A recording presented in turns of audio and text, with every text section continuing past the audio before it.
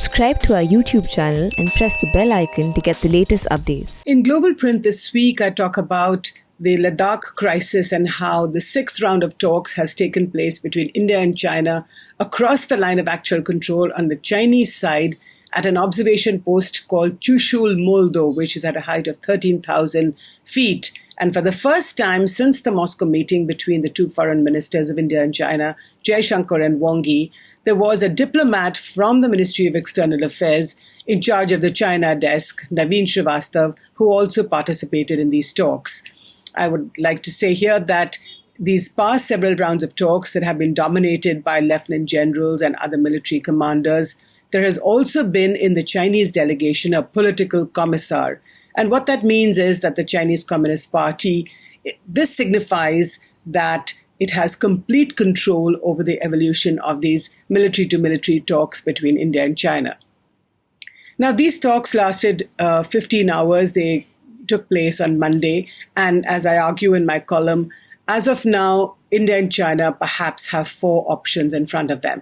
The first is for the Chinese to withdraw, to disengage, and to return to their own side of the line of actual control. And that would be best. And this is what the Indian delegation has been trying to achieve again and again during these several rounds of talks. Of course, this is easier said than done because the Chinese, they have occupied large swathes of Indian territory since May. That's when they were discovered.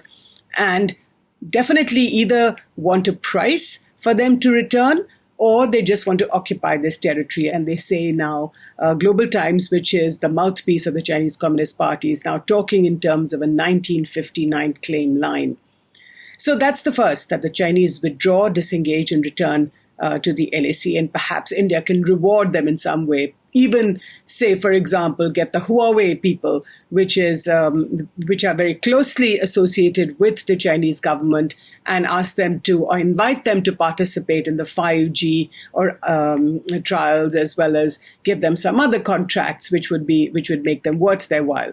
The second option that I argue is that if nothing works, if India and China continue to bolster their own positions respectively, bringing in additional troops, reinforcing their positions, bringing in heavy armor, greater firepower, then in the blink of an eye, anything can happen, even a hot war, a shooting war. But will this be accepted by the rest of the world? Now, remember that China is a permanent member of the UN Security Council. Other permanent members like the US, UK, France, and Russia, are they going to allow two nuclear powers, India is also a nuclear weapons power, to confront each other even though they're in the remote highlands of the Himalayas? I am not sure. Certainly, this is a matter to be very deeply worried about. So, as I argue, this is an option, but an unlikely one. The third option is for both sides to accept the other side's transgressions. And by that I mean is that China has occupied large swathes of territory, so India has no option but to accept that. And that Indian troops who have now taken several hills, they have the commanding heights in the Kailash range, which means that they're overseeing Chinese positions and are able to gauge the movement of their troops, their trucks, their firepower, something that the Chinese don't want at all, and have indeed, but for the first time since the Indians took the heights of the Kailash range on the night of the 29th and 30th of August, the whole game has changed. So should both sides accept each other's movements, or in China's case, transgressions, or could they arrive at some sort of a compromise? The fourth option that I discuss in my column is for Prime Minister Narendra Modi to take the bull by the horns and not to participate in the BRICS summit, as well as the summit of the Shanghai Cooperation Organization, which is a China-led organization. And this year, Russia is the host for both these summits that's likely to take place in St. Petersburg later in November. And although this is going to be a video call, a video conference call, what I argue is that Prime Minister Modi should not participate in this call.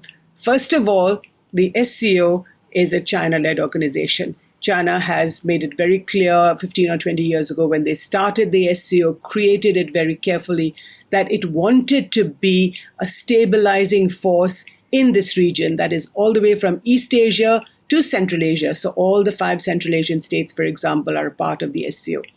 But if China itself, which is leading the SCO, is seen to be an aggressor, then how can Prime Minister Narendra Modi be part of such a summit? I argue in my column.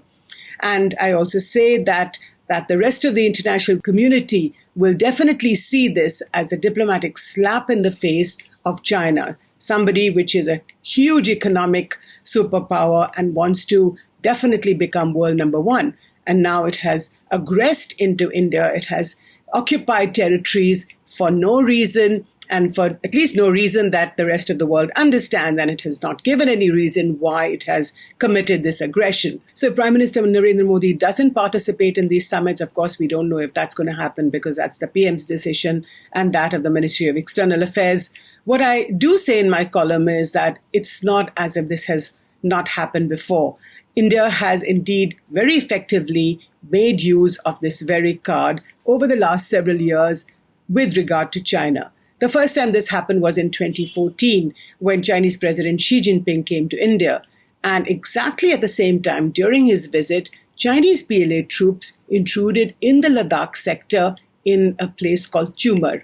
Now, the Indian officials were really, really upset and angry and told the Chinese in no uncertain terms that they have to unconditionally get back on their own side of the LAC and restore status quo ante. Otherwise, the Indian officials warned the India-China relationship would be affected and that President Xi Jinping's visit to India would have had actually a very negative impact on the people of India.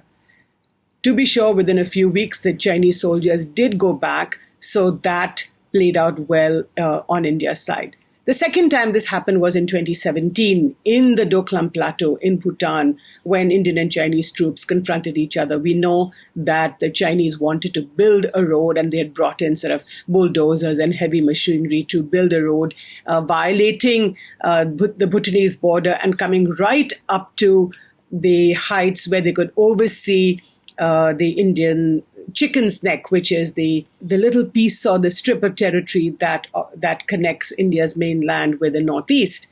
Now, the Indian troops pushed them back, and this standoff lasted about 74 days. And one of the reasons that both sides agreed to back off was because a BRICS summit was going to take place in Xiamen in China a few weeks from then. So the Chinese agreed and the Doklam crisis was resolved in 2017. But I also argue in my column that it's not as if the Chinese have aggressed for the first time in Ladakh this year. That, in fact, that the Chinese have had a long history of doing so. But these transgressions have been smaller, along smaller ridge lines, a hill here, a hill there.